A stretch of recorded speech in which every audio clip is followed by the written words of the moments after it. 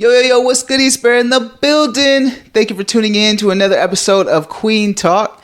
Today's special guest is a well-known male illusionist, aka drag king, known as I Rocks the Panties, Avery Holland. What up? How y'all doing today?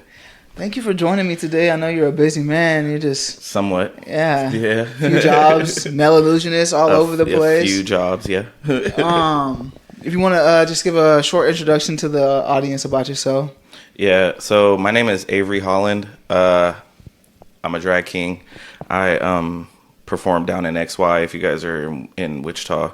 Yeah, I'm a tourist. I like to have fun. Long naps in the afternoon, short walks to the refrigerator. You know, that's just me. How do you identify in the community? A few different ways, actually. So, to the majority of people, I'm he, him, his. Those are my pronouns. But to a few individuals, it's Daddy, may I have another? Daddy, may I have another? Yep. Who are those few? That... I can't kiss and tell. I can't kiss and tell.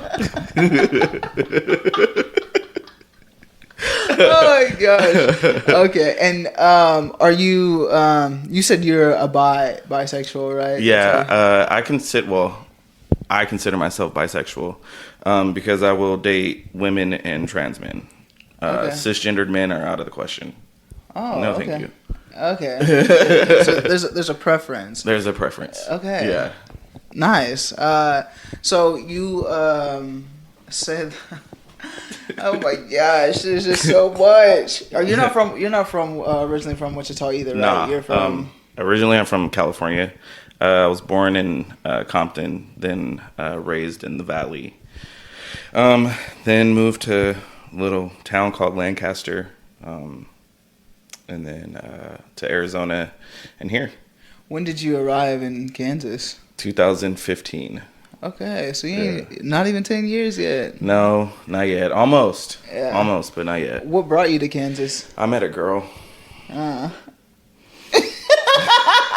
A long pause, so I assume we're not with that girl that you came to Kansas for. No, we are not. Okay. So I met her at a school that I used to work in as a security guard in Casa Grande, Arizona. And I thought she was cool and all. Didn't realize that it was going to change very quickly. Okay. Yeah. So we moved out here, and I looked at it as a way to get my son out of Arizona where we were, because he was starting to go down the wrong path, and I couldn't bear to see my kid do that. So I was just like, let's just see where this takes us. Well, it took us here, and we're not together. Yeah. Yeah. But you just stayed I met people. I met some of the community that's out here is pretty dope. So I just stayed for them, not so much for Wichita itself or Kansas itself, but I stayed because I actually found a community, like a family, nice, a good support system. So that's awesome. Yeah. So you have a son. You have a son. Yeah. Who is 23 now, right? Yeah, he'll be 24 in December. And so there's so much, and I'm trying to where should it start? So when I was born, no. So you got here with your son. How old was your son when you moved here? He was 15. Okay, and how did you have your son when you were 15? Well, I was actually 13. 13. Okay. And I pushed his big ass out. Okay, so 9 pounds 7 ounces, 22 inches long. It was big as shit. 13 years old. Yeah. What? You're okay. See, after I looked it up, I was doing the math, and I was like, the math is it's not math. Yeah. Yeah, you were so young. Yeah. It was a one-time thing. That was your first time having sex with a man, and you got pregnant. Yep. I was that statistic. Dang. Yep. And after that changed your life forever. Literally. Yeah. And we grew up together, so he's literally my best friend. Yeah. I'm still his dad. Yeah. I'll still put my foot in his ass. Yeah. But, he's my best friend, so. Is the other father in the life? Or? He is absentee, let's just say them. But I never once told my son, your dad's a piece of shit. I never, tried to play that part and be like, your dad don't care about you or anything like that. But I wanted my son to see the relationship difference. I wanted him to experience that on his own without the influence of me telling him that. Because I always felt like when parents go and they tell their kids, like, your other parent is like crap, or he don't want you, or, you know, he don't want to see you, then that's putting a stigma in their mind. But when they grow up seeing that on their own, then it's different. So my son saw that the entire time. So he was like, yeah, no, I understand why you didn't tell me, but sometimes I wish you had. And I'm like, I couldn't do that. I couldn't do it to you. So you moved here and they don't, like, so the other father is just like not in the picture at all? Well, he, like, now that Xavier's an adult, he tried to, like, re-father him, if that makes sense. Like, he tried to be, like, a authority figure while my son was grown. And my son was like, look, you weren't there for me as a child, so don't think that I'm going to, you know, come to you for advice or any kind of life, anything, because you have no clue what my life is like. Like, you weren't there. You chose your other kids over me, so I'm just going to choose me. But if you want to have a relationship, here are the boundaries. So he set those boundaries for him, so which is good, and I'm okay with it. The relationship, what is your relationship like with the father of your child? I don't talk to him. Okay. Yeah, I talked to I believe she's his now wife. I don't even remember if they got married. But I talked to her more than I ever talked to him. And she's pretty cool. She's understanding, like, she knows the relationship aspect between him and Xavier, and she knows the aspect of him and his other kids that he don't talk to. So Xavier's the oldest of 6. Okay. He's my only one, but he's the oldest of 6, so he's the big brother, and he's like, he feels like he's been more of a father to them by like relationship wise than to his dad has been. So okay, so what was that like when you told? So did you have a relationship at all with? Nope. It was literally just a one time wham bam. Thank you, ma'am. I don't like this.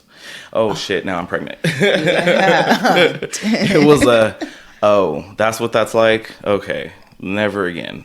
Oh fuck. were you told about like So my mom, and I tell people this all the time because nobody ever believes me.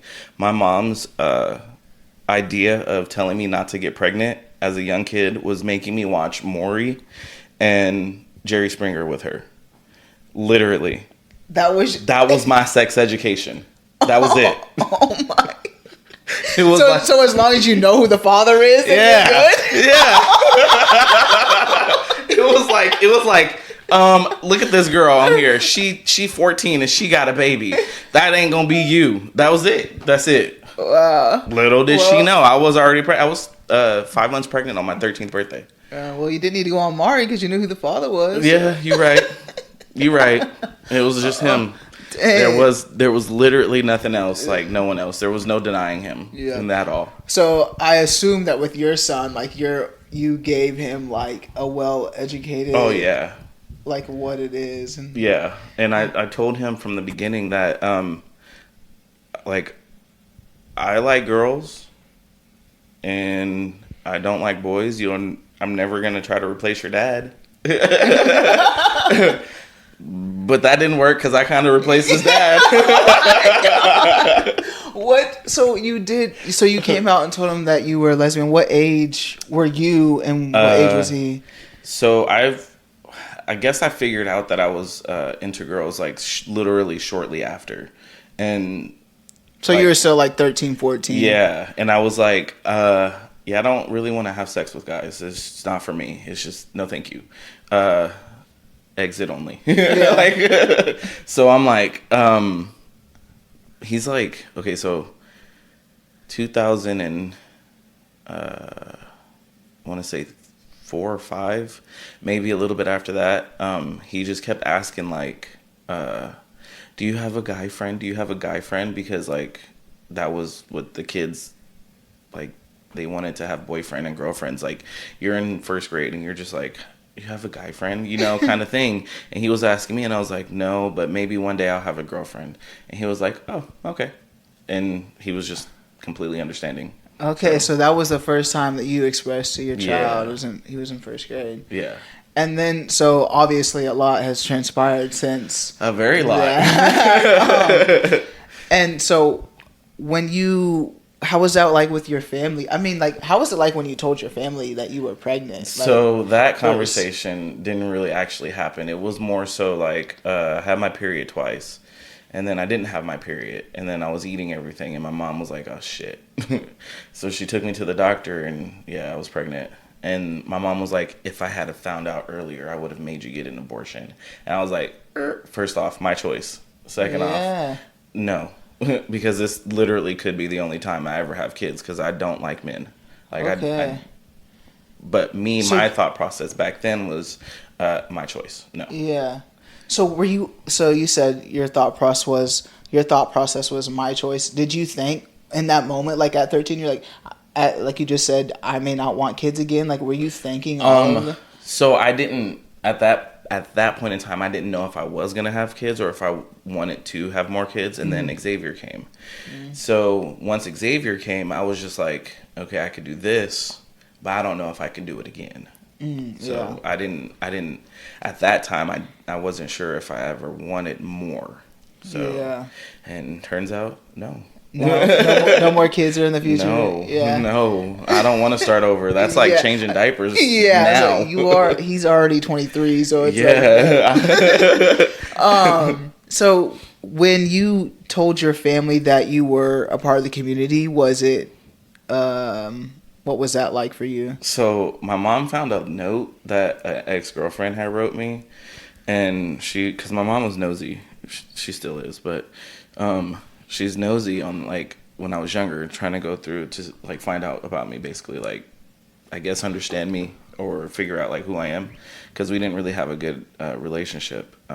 So she found a note from my ex-girlfriend, I guess in one of my pairs of jeans or something, and she was like, oh, so you think you like girls? And I was like, yeah. And then she was like, so what does that mean? I was like, I like them. Like, I want to kiss them. And that was like the basis of that conversation. And we didn't talk about it much until I was like 16. So. And did you continue to have girls? So you had girlfriends right after you had Xavier then? Yeah. And then joined the basketball team. It was like lesbian like paradise. There were so many. Like I went through college and stuff, and it was like lesbian paradise for me because I was like skinny. I was good looking, back then. I was fast on my feet, and I used to talk them into like getting in bed literally within like 5 minutes. Like it was straight paradise.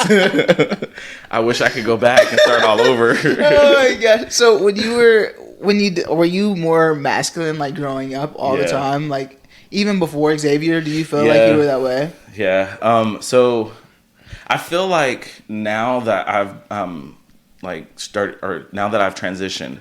When I look back on who I was before, I was like, how did we not know? Yeah. Like literal, how did we not know? For the longest time, I wouldn't wear dresses. I didn't like prissy things, girly things. In order to appease my mom, though, I would wear like one dress every once in a while just to make her, not question. But I was like always the boy. Like I wanted to go out and play. Like when we played Power Rangers as a kid, I was always the Black Ranger because he was the dopest. Like I didn't like the Red Ranger. I was always the Black Ranger, even though he had 4 fingers on one hand. I didn't care. I never noticed that. That's funny. Yeah. I was like always that one. Like I'm the dad in this relationship when we played house. Like you're my wife. Like I am the father. But it never dawned on me back then until I started getting older and was like, well, I can't really not have these feelings. Like, and then when my son was born, like I knew back then, like I was a boy. And my mom used to take us shopping. Like we had step siblings, and there was 2 of them. And my stepsister, she ended up she's a lesbian too, but she's more masculine as well. But they would buy her boy clothes. I would get the fucking pink prissy shit, and I'm like, this is not me. I am not a little girl. Like, even for prom, I wanted to wear a tux. My mom wouldn't let me wear a tux, and she made me wear a dress. So now there's a prom picture of me in a black dress like this. I got one of those embarrassing pictures too. Yeah. I got a few of those too. I'm just like, yeah, I'm not into that either. I'm not. Yeah. Like, I never was. Like, the only girly thing about me, I guess you can say, was that I had a kid. But now that I'm, like, old enough to know, like, gender identity, like, men can have babies too, you know? Yeah. I want to talk about that because that's, like, a big thing. Like, in one of your statements, you said you used to be a mother, now I'm a father. Yeah. That's a big thing for someone to like grasp and understand. And can you please like speak on that, just like a little bit of your meaning of that, because I feel like it gets confused with people. Yeah. So yeah, you can explain it. I feel like a lot of people put gender identity on like a low pedestal, that your gender identity has to be what they think it is. So when you tell someone like, hey, I used to be a mother, but now I'm a father, like, they're like, what? No, you're always going to be the mother. No, I'm not. I may have birthed him and was a mother for a short time, but when I finally realized who I was, I fathered him. Like, I taught him what it is to be a good human, not just a good man. Because being a good human should come before being a good man. Because to me, being a man is a social construct. Like, you could be more masculine presenting female and still act more of a man than some men. So by society's standards, being a man means you just have a penis. But I've seen more women act more manly than the men and, you know, being good humans. So for me, when I became his father, I felt like I was not so much killing his mother off, but he was gaining a father because his other dad wasn't there because he was him. But I felt like it's kind of hard to explain. I felt like giving him an opportunity to have a father, because I was no longer his mother, if that makes sense. Like, and how was that conversation with your son? Like, when you wanted to transition, when you knew, like, what was that conversation like with him? So it literally with him was like, hey son, I got something to tell you. So I'm thinking about transitioning because I never felt like I was a girl, and I always felt more masculine, more manly, and to me, being a girl is not a good thing. And he was like, okay. And how old was he? 'Cause 20. Okay, that's what I thought. Yeah, so well, he was like older. December 3rd, so he was 20th. Just about to be 20. His birthday is December 20th. So he was older when you had that conversation. Yeah. With him. Before that, did you like have mannerisms, or like were you doing things differently? I was a whole boy. Okay. I was a whole boy. Like I can't say stud, because I literally was trying to be more me. So I was a whole boy, a little boy growing up. So the stud era only came when, because people knew I was a girl back then. So they used to just call me a stud. But for me, no, I was a boy. When did you like fully know, or like you said, like a lot of like the masculine mannerisms that you had growing up, like kind of made you know? But I had a question from the Kueen Talk. Like, people can ask questions. So if you have a question, go ahead. The link below. Ask a question. But this question was, what feelings occurred that made you feel like you were a trans man? Number one, I don't like my boobs. I don't like the jiggle. I can't, like, it's when I move around and they just go wherever they go. I can't do it. The first time I ever saw a trans man, he had top surgery, and I wasn't sure what that was, you know, back then, like what trans was. And then when I saw that he had top surgery and his top surgery actually looked like really good, I was like, bet I want that. And then like I started figuring out more and more like what trans was, and I was like, oh, shit, that's me. Like I never ever felt like a girl. I never felt like a girl. Never.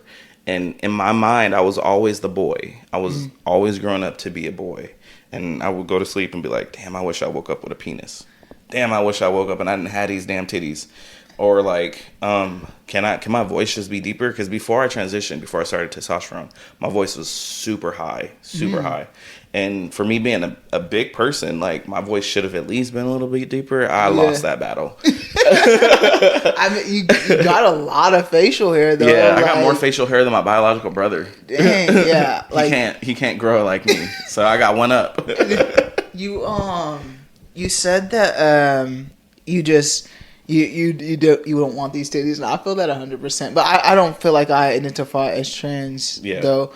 So you had that conversation with your kid and he was 20. What was that conversation like with your family? Like that transition? Okay, so a little bit backstory on that. So my family dynamic is me, my mom, my sister, and my brother. My father was never in the picture for me. When I was younger, he was incarcerated for a long time. And the one time I met him, I was 13, pregnant, and he was on his deathbed. He couldn't really talk, so I have no clue what his voice sounds like, which I'm okay with because he wasn't there for me. Like, he wasn't my dad. He was just somebody who donated sperm to make me, you know? He was a sperm donor, basically. So with my dad, I can just call him my father, but actually I'll just call him David because that's his name. But with David, like I knew he was a bad guy. As far as I know, he was incarcerated for murder and molestation. So I never wanted to have that relationship with him.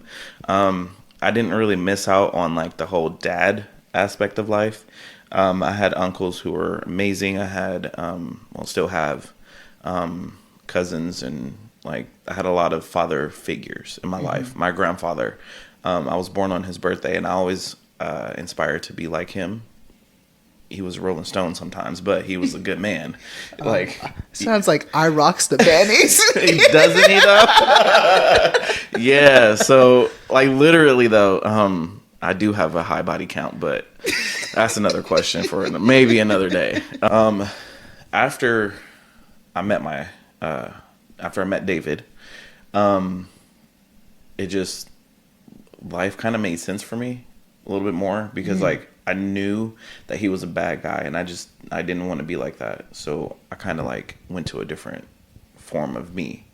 So when I told my mom that I was transitioning, she was like, so what does that mean? And I'm like, well, I never really felt like a girl. I never really had feminine qualities about me. I never felt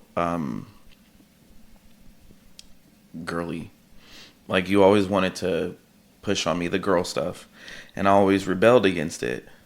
And this is why, like, I now fully understand why, because it's me. Like, this is me. And when I told my sister, that was a whole mess and a half.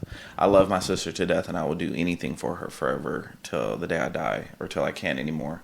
But that conversation was kind of hard because she looks at me as like her baby because she helped raise me.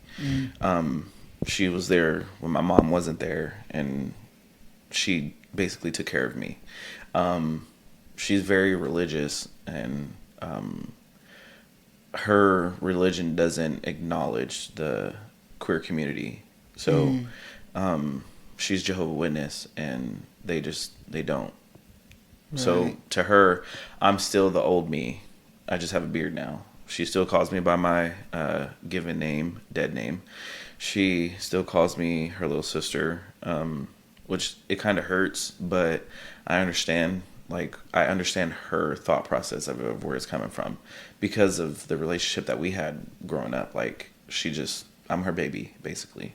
We're almost 10 years apart, so being a 10-year-old and having a little sister, at the time, and raising your little sister and, being a part of that aspect, like, to her, I'm nothing more than just her little sister, her baby.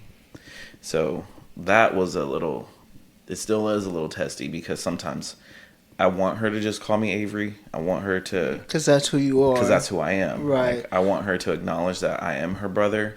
Right. But at the same time, I don't want to fight her on it.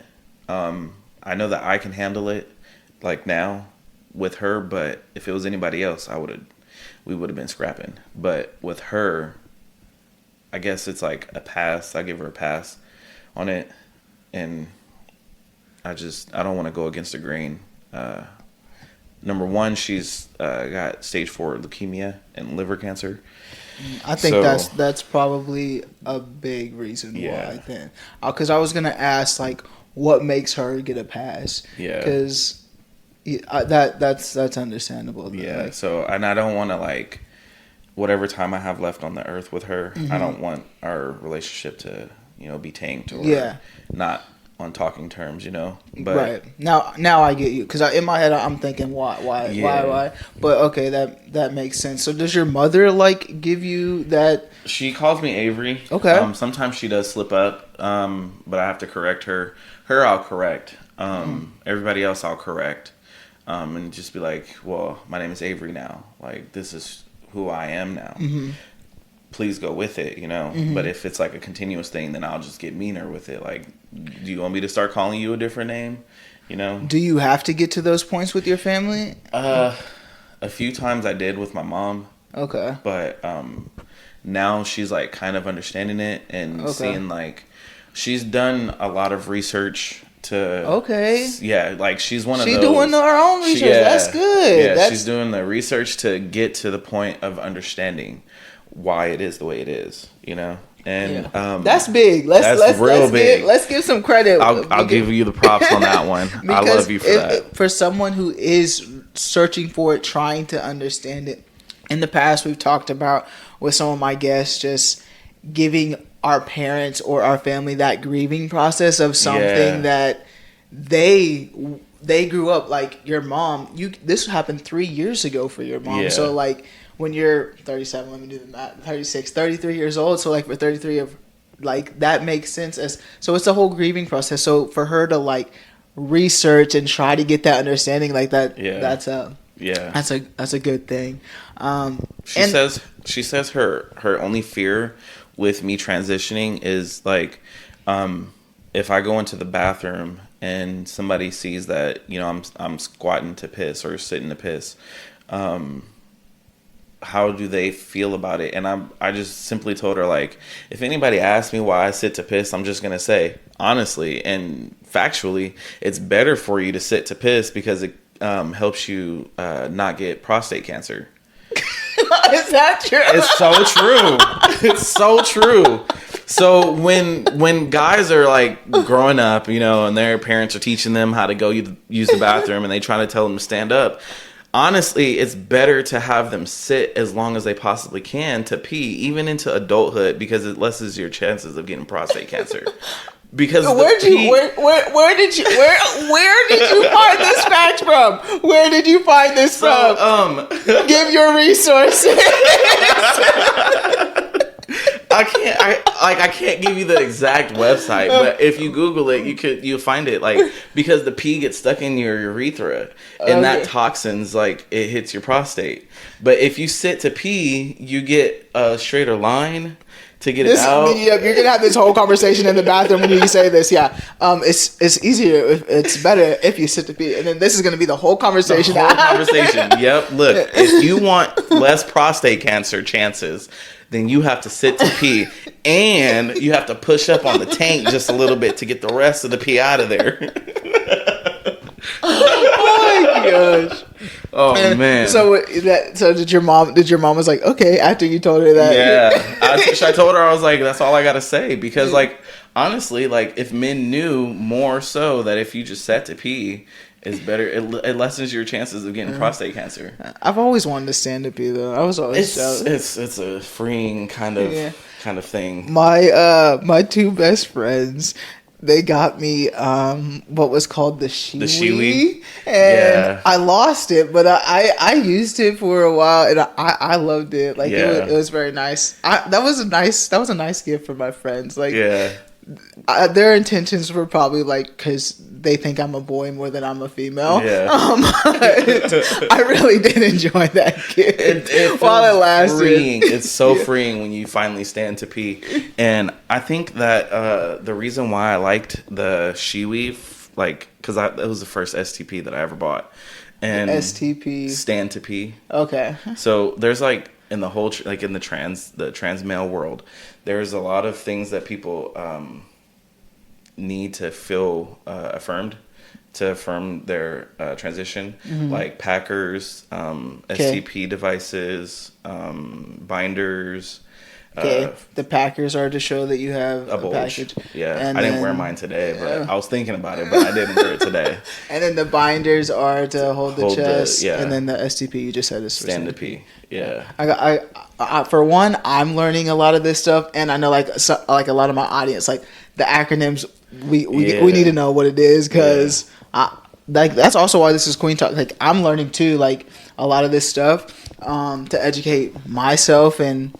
So that's what this is all about. But when you have those things that are from you, like that's why you get those. Yeah, it's like so like freeing and like in your mind it's like your brain connects it to like, oh, this is what it's supposed to be like. So when you first do it the first time, it's like, well, damn, like that was like one of the best feelings I could ever have, you know? So the shiwi was the first STP that I bought, and I thought it was like dope until I started getting a rash.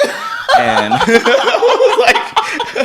I was like, this ain't normal. Like, this ain't never, what the heck?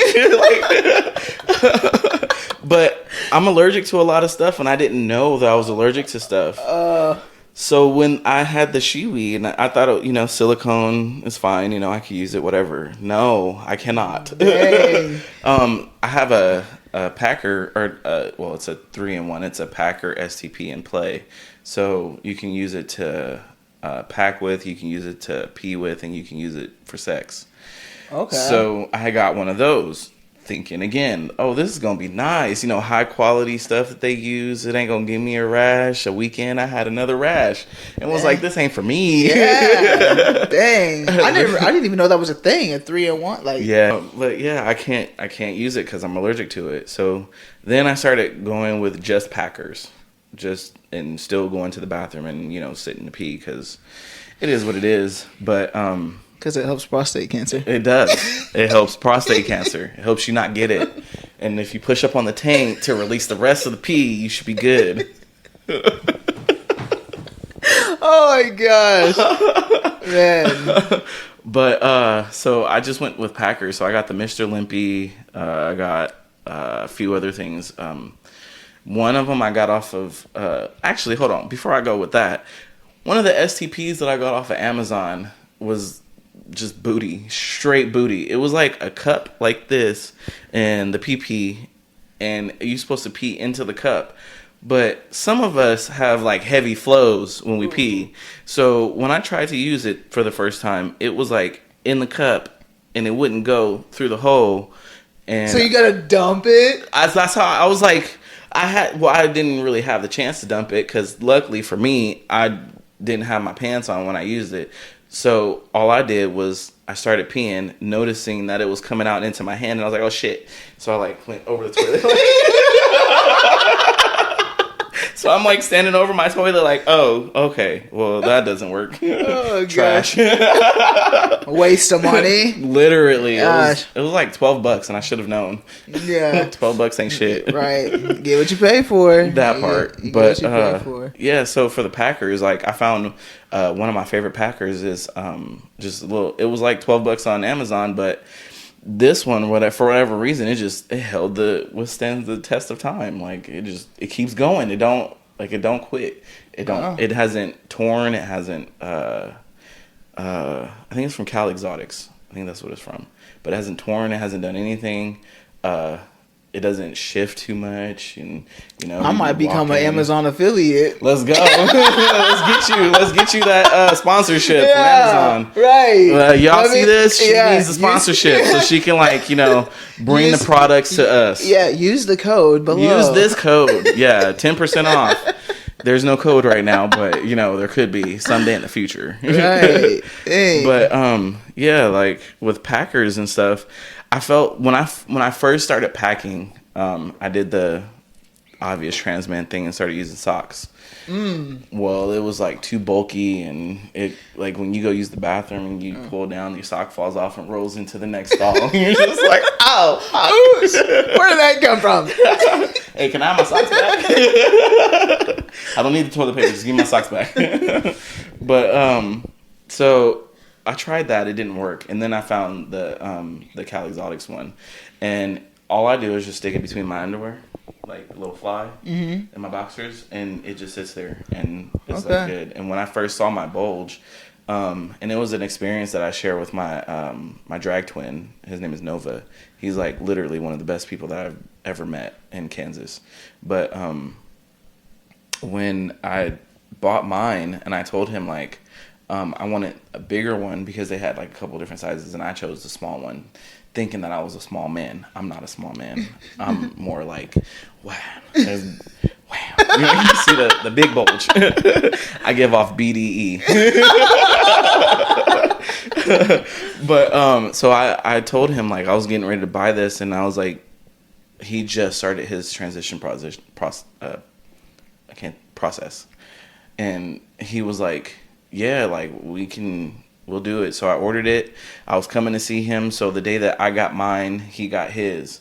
So I drove out to Lawrence to go and see him, and he got knock on the door. Here's your package, and he went and he put it in, and he was damn, you have no clue the amount of gender euphoria that I'm going through right now. And I was bro, me too. We in this together. We here.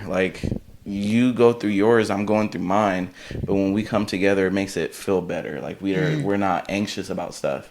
So to this day, he still wears that damn Packer. That's my twin. Yeah, but you mentioned something within that though. It's just that connection with someone who is also a black trans man. That connection goes so deep. That connection is when you have a friend that is not just a friend for you, they're literally your sibling. Novocaine is literally my brother. Yeah. I look at him as another half of me that if I didn't have, I wouldn't know how to feel. With him, when we talk and we connect, and when we come together, it's a whole it's a thing. But no, I feel that representation that gives for you, just between. When is the first time that you got representation for yourself? Shit, and I can't even pinpoint it. I mean, before I knew trans women, I knew a few trans men. I didn't know any black trans men, and then. How old were you during this time? When you realized what a trans woman was or what trans was, how old were you? Probably I can honestly say the first person I ever knew was trans was Alexis Arquette. And that was years ago. I want to say back in the 90s, maybe early 2000s. That was the first introduction to a trans person on TV. Okay. I didn't know any in personal life until I got to going to gay clubs. Okay. So I didn't really start going to gay clubs until I was in my mid-20s, and it was only once or twice. And then when I moved here to Kansas, that whole world just opened up to me. And then the first black drag king that I saw was Sexual Chocolate. And then after Sexual Chocolate, it was Novocaine. And when I first met Nova, it was bro. And then we started actually getting to know each other a little bit more and a little deeper. They're literally twins. And when he came out and was like dancing. I was like, who this man? Like, so you didn't know, like it took you to come to Kansas to see transgender? Yeah, black trans man. Black trans man. Yep. You came to Kansas to see Kansas. that after you've been in California, yeah, Arizona, and Texas. It was in Kansas. In Kansas. And that is because, like, that's when you started going to the clubs more. Okay, yeah. Boomerang was the first. So if you would have went to the clubs, you definitely would have seen. But see, I was a good kid back then. You still be good kids, and I am now. Like, I'm still a good kid, but definitely with a little devious side. Yes, but how old were you when you moved? It was just 10 years ago, not even 10. So like 27, 28 is when you first were able to see a black trans person. Yeah. And obviously you guys connected. Well, at the time, like, we didn't know that we both were trans. Yeah. Who was that? So you see Nova, who wasn't even a trans man yet. Yeah, right. Then when we started like performing more together, and then I came out as trans, so I still didn't have that representation. Then when Nova came out as trans, that's when it like just all started clicking. So technically, you just seen a male illusionist for the first time, and you were like, "Oh, that I could do that. Like that's me." Yeah. Okay. Yeah. All right. So, but when was the first time then you seen a trans? Because let's clear it, like that doesn't mean that people are trans in that community. Yeah. So the first time that I think it was Shire Page. He's out of OKC, and I just remember seeing him like at a couple of the drag shows with the queens, and me seeing him and was like, huh. So we do exist. Like, we do exist. We are a thing. Okay, I can get with that.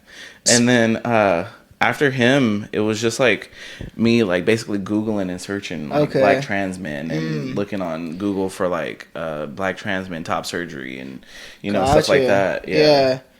And then I just when I see the trans, the whole they're gone. You could do that. All right, bet. Sign me up. Sign you up. So being in those spaces, when you got here at 27 to now, like you that community that you're talking about that you found here is the queer community, right? Yeah. How has that been for you being a black trans man in queer spaces here in Kansas? It's actually been wonderful for me. And I can honestly say it's been so much affirming for me, because when I figured out that I was trans, and I didn't for a long time I didn't tell anybody, because I didn't know how people would react to it. But then I started going to clubs, and when you meet Adina Ronay, it's like mind blowing. She's a beautiful black trans woman who also does drag. And when I first met her, and it was like right at the tip of me like being okay with it myself before I like started telling anybody, and she was like, who this man? And like her saying like who this man to me, and my little boy heart was like, oh my gosh. Like I was so happy. And she was just saying it because in the drag world, most of the time when you're in drag, you call them by the pronouns that they present. Okay. So if you see a drag queen, it's she, her. If you see a drag king, it's he, him. If you see a drag entertainer who is alternative, or they choose not to have like pronouns like he, him, she, her, it's they, them. So for Adina, and she saw me and she knew like right away, she was like, who this man? And I was like, oh, it's me. It's me. I'm him. Hey girl. So I was just like, I went with it. Yeah. And then I started doing drag more heavily, and like it started to become more comfortable to be in drag than it was to be out of drag, because I worked in a school at the time, so I couldn't really like be myself outside of drag. So when I went to school, when I went to work in the school, it was like put it away, tuck it away, like hide it. I'm around a bunch of white people, no offense, but out here in Kansas, like I can't be me. I can't be the black queer man that I am. Mm-hmm. So I was just like waiting for Thursday nights to come around when I could just be in drag and just be out there happy and be authentically me for like those 2 sets or 3 sets if I got them, you know? So when the whole queer community like started embracing me was literally the day that I put on my Facebook like, hey, so I am starting my transition. Like I don't want to be suicidal anymore. I don't want to be like unhappy. I want to be me. I don't want to be a lie, or I don't want to lie to the community and not be my authentic self. Mm-hmm. So that day, literally everyone in the community that I came into contact with after I put that post out, starting that day, was like he, him. And it was so like beautiful for me because like coming from where I came from, you know, in the family that I lived, I never thought that that day would be possible. Mm-hmm. And then everybody else just became my family and everybody else was accepting. And it was like, it was great for me. I know not everybody has that experience and I got kind of spoiled with it, but I was like, damn, like this is dope. Like y'all don't even know. Yeah. Because like I literally went from being depressed and being so sad and just hurt that I couldn't be me. Mm-hmm. And the strongest thing was that first day when Adina was like, who this man? Yeah. And I was just like, ugh, like it just hit me in the heart. And I felt just joy. And black man joy is a thing. Yeah. It needs to happen more. Right. We need to like big up the black community, the black men, and that like that shit felt great. It was it was just that. Yeah, so that was the affirmation and just like hearing that was good for you.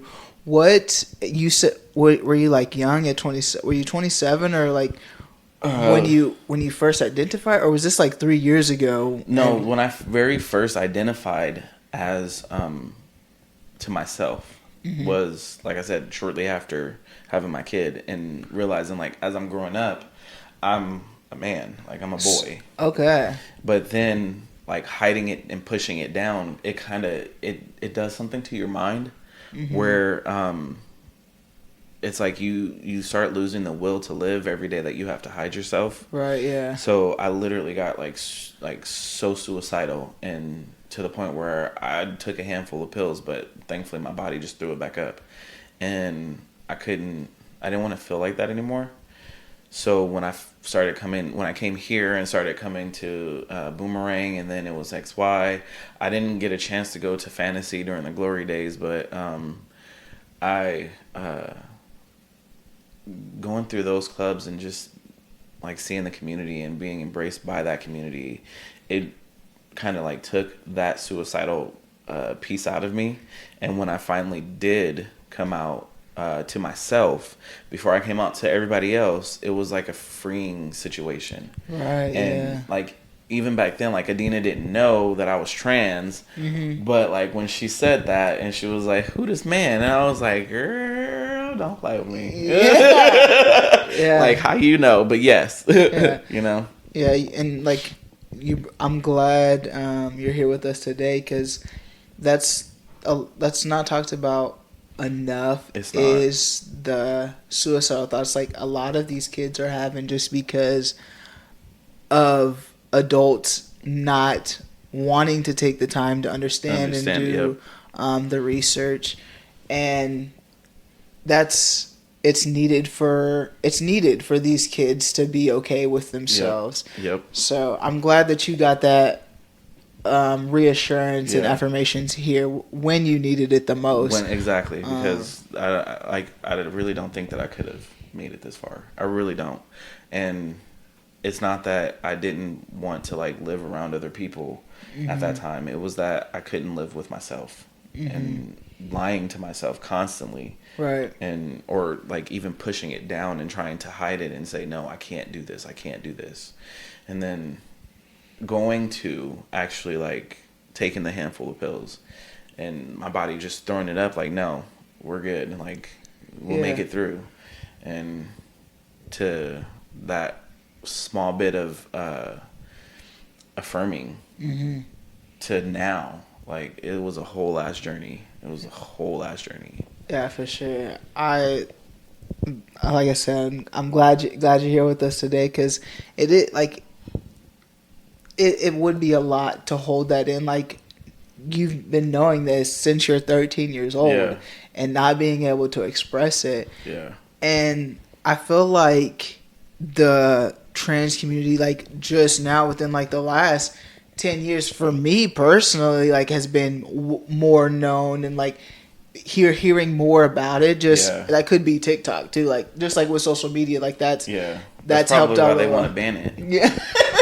Like, it's helped out a lot with like learning people and getting to understand. So it's coming out. It's needed. More education needs to be had, like I said, around the topic, so more people can understand what it is. And I like, you're a little older, so like that wasn't really talked about. It really wasn't. Growing up in like the 90s and the 2000s, like, it was taboo as hell to be gay. My first kiss was in high school with a girl, and shout out to her. Sorry, I'm a man now. I know you didn't know.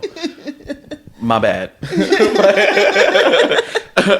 My first kiss was with a girl, and we were like standing in the back by I think it was like PE. It was on the outside of like PE, but like, so the PE building was like here, and then there was like some other like just classroom buildings, and we were in the back, and I kissed her, she kissed me, and then all of a sudden we hear, "Oh my God, did those two girls just kiss?"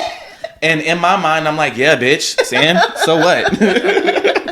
But then, like, after that, everybody was like, "Ooh, like, oh, he's gay, or she's gay. Oh, like, this whole thing." And then I joined the basketball team, and everybody was gay, and I was like, "Bitch, bet." The basketball team's to do it for you. It'll do it for you, man.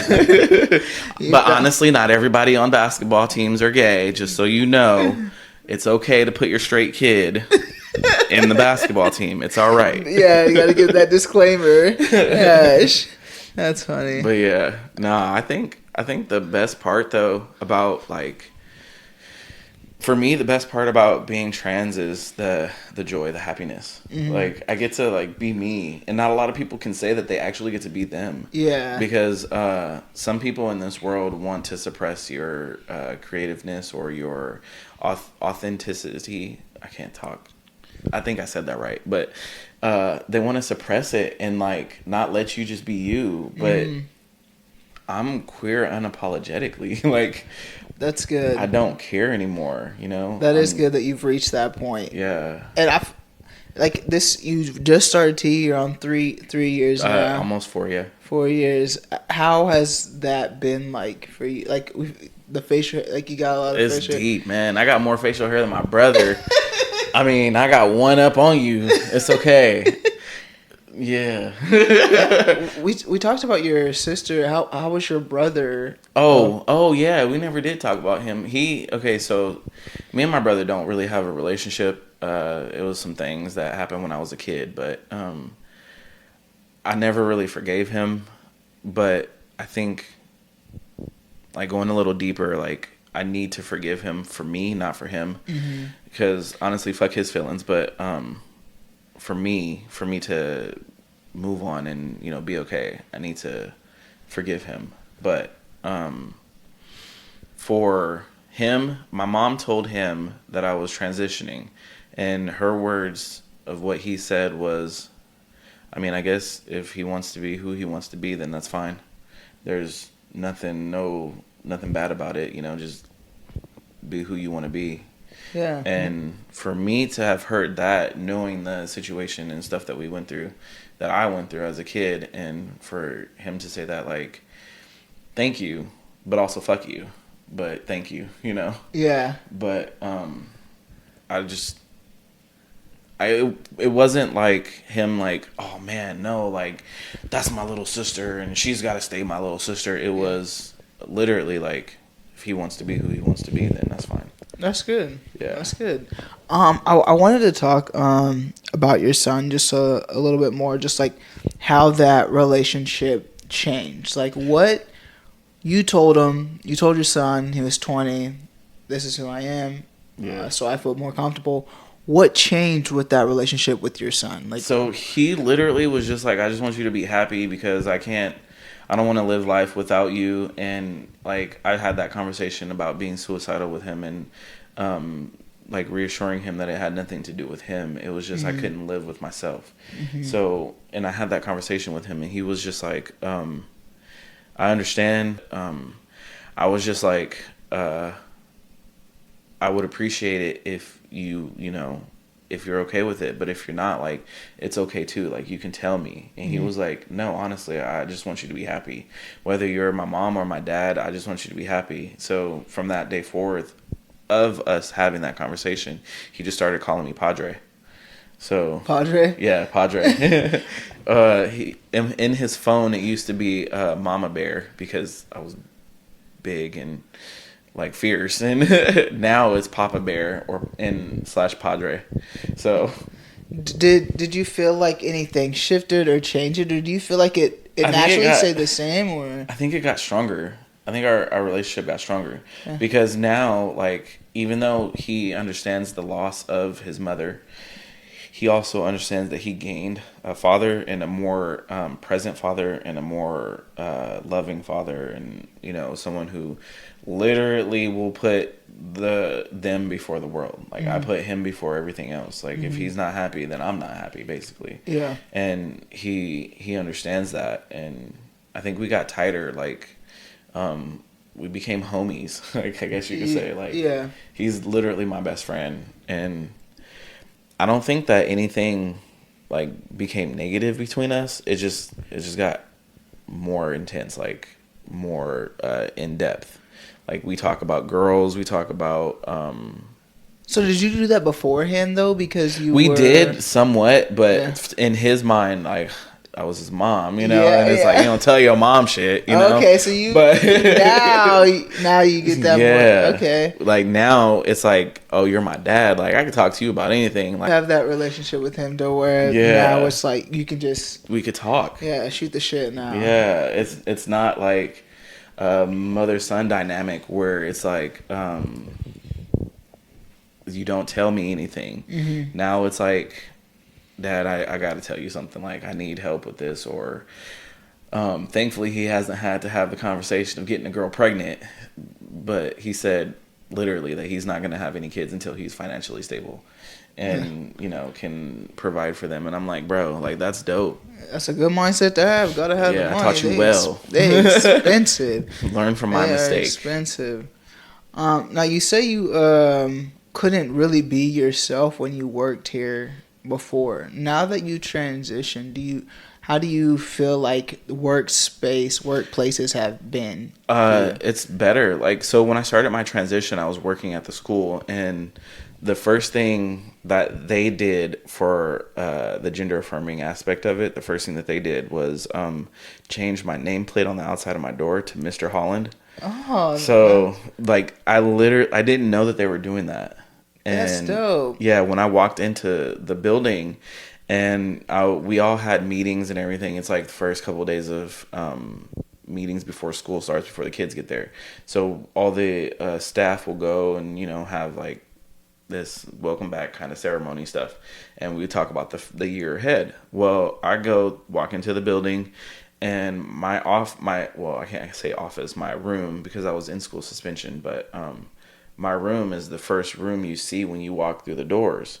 It's my room, and then the nurse's office, and all that stuff. So I walk into the building, and I glanced at it for like half a second, didn't realize what it said, and then I looked at it again and immediately started bawling. Like, immediately, like, I was like, ooh, and it wasn't even like a normal just a kind of cry. It was like, they do like me here. God damn. It was like immediate, like all the emotions, like professionally. I didn't think that professionally the affirmation or the affirming like aspect, I never thought that would like feel so good. Yeah. But it was like, and I had to walk in my room, and I was late to the meeting. I was in there like, you know, like you got hit with something, and you couldn't cry for a second. Yeah. You're like, but that felt so good, and like all the staff adjusted their pronouns for me, and he, him, and one coworker kind of messed up, and another coworker was like he, and I was like, damn right, like thank you. Yeah, you get it right. But no, they were like just making sure that everyone knew that it was he, him. Yeah. And me being like a big personality, like I don't know if you could tell, but I'm like a social fucking butterfly. And not unless I'm at home, then don't bother me. But me being the social butterfly that I am, and like actually going out and like talking with everybody in the school, like all the staff, and everybody was like, yeah, he's amazing, like he's great with the school kids, and he's like doing all this, and I'm like, yeah, I am. Like yes. Yeah, just changing just that, just like how that affected you, and just like how much that helped you. Like that just goes to show, just like if you just use the proper pronouns for people. Just one simple thing. It's not about your comfortability. It's about theirs. Because your comfortability is who you are, your gender identity, and your sexual identity. Like, that's you. But when it comes to somebody else, it doesn't kill you at all to ever just use their proper pronouns. It doesn't make your day horrible to just use somebody's proper pronouns. Like, even if you don't understand it, if it's not fathomable in your mind, it doesn't matter. You can understand it later, but right now in this instance, like, just help a brother out, you know, or help a sister out. Use he, him, or she, her pronouns when they ask for it, or they, them when they ask for it, or daddy may have another. Yeah, no, but like, yeah, it just goes to show, just like that simple gesture goes a long way. A long way. And it's so simple. And the person that corrected the other person, it just made me think, like, what does, like, that's a good ally in my eyes. What's another example of just like being a good ally for you? Like, literally just like in closed spaces when you're not with that person, when like my friends, when they're not with me, they'll correct people, which lets me know that they are an ally. Like, they have my back on things. Mm-hmm. So if I'm not with someone and we're having a conversation about them, I'm like, use their pronouns. Like, even though we're not near them, like, it's okay to use their pronouns. Yeah. You know, you don't have to just be like, if they're a trans woman, he now, you know, wants to be called. No, it's she, first off. Second off, we don't do that kind of talking behind backs and, you know, stuff like that. If it's something negative, at least wait till they're in the room. But, like, if it's something you're just having a conversation about, it's she. Yeah. Or it's he, or it's they, or them. It's just in closed spaces when you're not with that person, stick up for them. That's a great ally. That's someone who we like. That's someone who we want to be around. Yeah. That makes total sense. It's like, what you saying behind closed doors? Mm-hmm. Like, you're my friend in my face, but exactly. Because I have a bunch of friends who are non-binary, and I'll use their pronouns, you know, no matter what aspect of the conversation that we're in, even if it's in passing. Like, if somebody says, "Oh, have you seen such and such?" and I'm like, "Yeah, they were over there," or "Yeah, I just talked to them." Like, it's something that you just need to do. Yeah. And when someone misgenders you, like how do you react to that? Like, if someone, like we said earlier with your family, who knows, but like what is your personal experience like that you? So this actually just happened to me like a couple of days ago. So I got stuck in the mud, and I had to make a call. And apparently on the phone, my voice doesn't sound very manly. So the guy sent somebody to come pull me out of the mud. And they were doing all this stuff. And as I'm walking away, like, thankfully he pulled me out of the mud. But as I'm walking away, I hear him go, "Yeah, my son said there was a woman stuck in the mud. That don't look like no woman." I was like, "Damn right." But he said it in the most countryest tone, and I was just like, "Geez." And I'm like, "Well, that misgendering. Like, I know now that I got to work on my voice in the phone, but like, real life, like people standing next to each other. A couple of my friends, like they're still getting used to it, I guess, 3 years later. But and it's not like I'm just gonna be like, do it now, you know. I'm not that mean person. I'll just remind you, like, hey, like my name is Avery now, or my pronouns are he, him. Like, I'm not gonna be like, you do it now or else, or you know, choking you like my name is. I'm not like that. I'll just be like, hey, Avery. Oh dang, I'm so sorry. It's all right. Just try to remember for next time. Kind of thing. I guess I'm not a mean person. No, I don't. Maybe because it doesn't. I'm not a mean person. I get misgendered all the time. Yeah. Like when I'm you're on the black queer person, they always think that you're something different. Yeah, like, yeah, but like even on the phones, like. I don't feel like I have that manly of a voice, but they it's always sir. If I'm ordering the drive-thru, sir, I just politely say ma'am, and then move along. My friends will be like, well, why do you have to correct them? Because that's not me. Like exactly.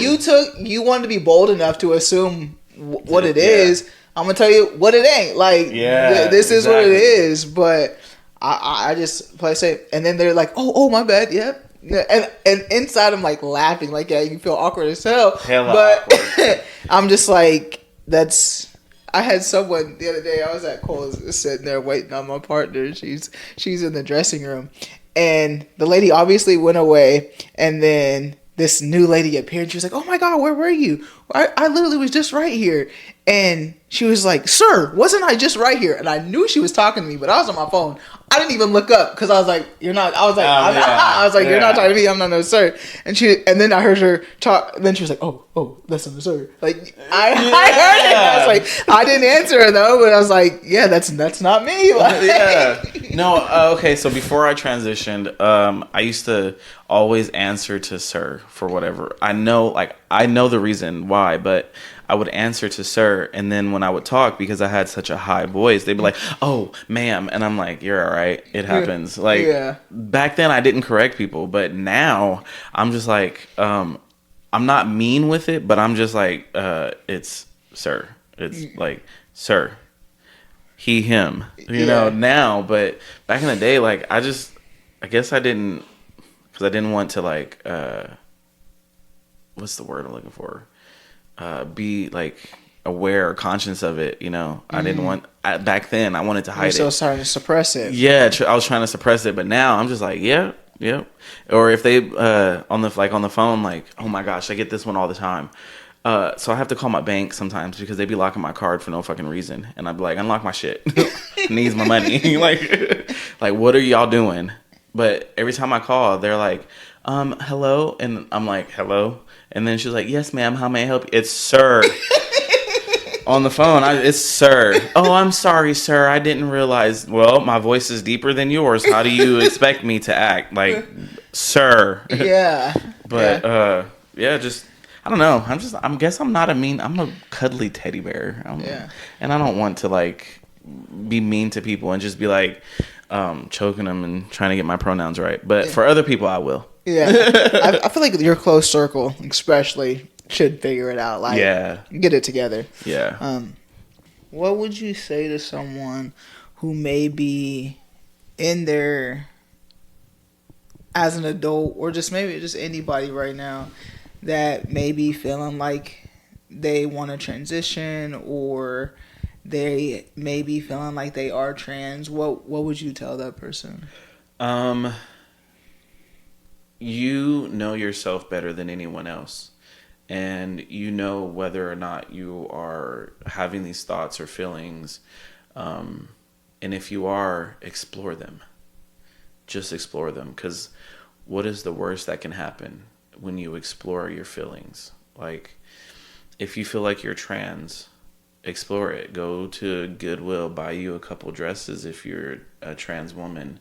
Put on the dresses and see how you feel. If you're a trans man, go to Goodwill, buy you a suit, put it on, see how it feels. If it makes you feel joy and it's undeniable and you don't repress it, explore it, keep going. If you already know where you're at in your transition, if you've mentally transitioned to yourself, then socially transition. And if you get backlash and people don't want to acknowledge your transition, fuck them. You don't need them in your life, because people who love you and truly understand you and just want to see the best for you will tell you it's okay. Be who you want to be. Be who you know you are. Being trans isn't a bad thing. Being queer is not a bad thing. It's something that other people deem different. So when people see something so colorful and so bright and so happy, and they see it's different than what their monotone grays, black and whites are, they're gonna single that thing out and try to make it feel bad for being bright and colorful. But honey, you're a whole ass rainbow, and fuck it. Do what you want to do. Be who you want to be. Like, yeah, I like that. And you saying like you don't need those people in your life. I feel like you are a good testimony to just like you have a found family now. Like you went out and you explored and you found a community that accepted you, and you were able to get to the point that you are right now. To the point of transitioning and without them, I don't think I would be here. Like, I got some really good friends who have just held me down since day one and understood. And even when it came to, because at first I wasn't going to change my dead name, because my dead name itself was gender neutral. It was a either or name, and I wasn't going to change it. But then when I thought about it more and started feeling like, but this is still tied to the old me. It still feels like you're acknowledging the old person that I was. And I was like, well, let me just find something that I actually do like, and that it feels good to me when I hear it. And that's when I found the name Avery.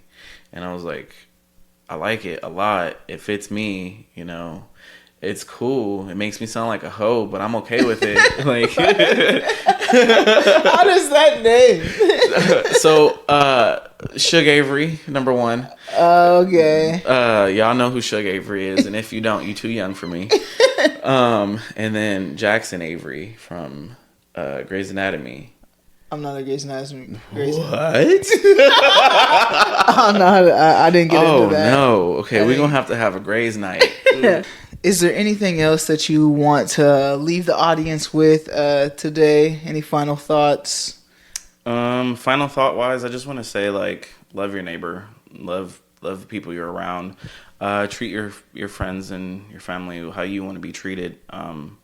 It's okay to use the correct pronouns. It is okay to help someone feel gender affirmed, or it's okay to help someone else. You know, like, your words hurt, and when somebody's asking you for one simple thing, just call me by my correct pronouns, like how I feel. No, it's not gonna kill you to do it, and it's not like, I always tell people who are in the religious aspect mindset of it, like, well, my God says this and my God says that. Well, your God also says to love your neighbor and treat them with respect. And this is not treating someone with respect, you know? And it doesn't say that when you go to wherever you go after you pass on, that they're going to ask you about me and my life and what I did. What they're going to do is ask you about your life and how you treated people and how you reacted to, you know, people's lives and your reactions. And it ain't going to have nothing to do with me. So when you get there, just make sure your conscience is clear, because mine is. Yeah. You said it right. You said it right. It is all about yourself and just how you treat people, and focus on yourself. Focus on yourself. Stay out of other people's business. Stay out of their business. But yeah, no. I really just, I think if I had one message just to send to people, is just treat people how you want to be treated. You want respect. You want your rights. So do we. Mm-hmm. Treat us how we want to be treated. You know, treat us the best way you can, because again, it ain't gonna come down to what I did in my life for your answers. It's gonna come down to what you did. Yeah, I like that. Well, Avery, I appreciate you joining me today on this podcast. You are the first Black trans man that I've had on this podcast, and I feel like you gave us a lot of information, and just having a child during the process, and what you gone through, and just how your relationship with your child got stronger. Your family, how they're learning, trying to understand you. The fact that my mom's actually doing the research, that's big. So I appreciate you taking the time out of your day to join us, and so thank you for no problem. Oh, one more thought before we go. It's okay for men to sit to pee, and if you push up on the tank just a little bit, it helps prevent prostate cancer. Don't forget that. Yes. Do you have any shows coming up? It's about to be Pride Month coming. I feel like what you got going on? So there's a few things in works that I can talk about, and a few things in works that I can't talk about. So pageant season is coming up, and that's all I'm gonna say on that aspect of it. But as far as like shows and stuff, I got like plenty of shows at XY. If you go first Sunday of the month, it's Dynasty shows. It's always a blast. It's very open and loving, and just go there with a clear head and probably some 1s or 10s, 20s, 50s, whatever you want to tip us with, we'll take it. But go there and have fun. Like, it's just a whole blast. It's like a whole different atmosphere. So I'll be doing lots of shows there at XY. I do have a couple pageants coming up. Pageant season is in the works, so look for me at a couple of those pageants. I ain't telling you exactly which ones, because I don't want y'all to be like, but I'm telling you, look out for me at some pageants. That's awesome. Yeah. That's awesome. You'll have to get back with me on the dates on... I can tell you a couple just right now. So every first Sunday is Dynasty show.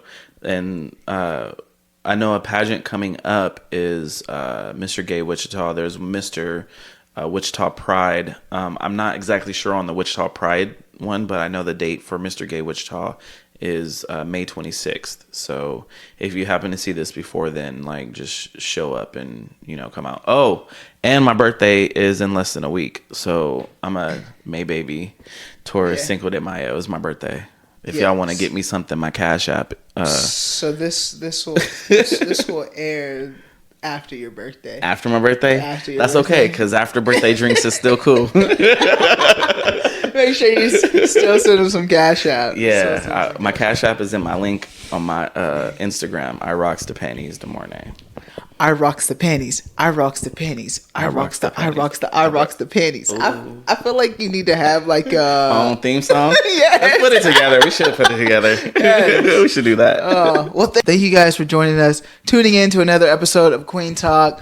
Hopefully you guys had loved it. You learned something. Please make sure you subscribe to the YouTube channel if you haven't already. Please leave a review if you're listening on Apple Music or Spotify, whatever you listening to it. And make sure if you're watching, you leave a comment, like it, all that good stuff. If you know anyone interested in being a guest on Kueen Talk, please make sure you have them fill out the form below. If you have questions, maybe you're scared to ask it in person. Maybe you're not scared, you just don't know who to ask. Please fill out the form as well. I will ask the questions for you.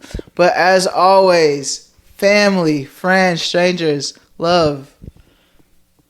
Be nice. Be nice. Be nice. I rocks the panties. I rocks the panties.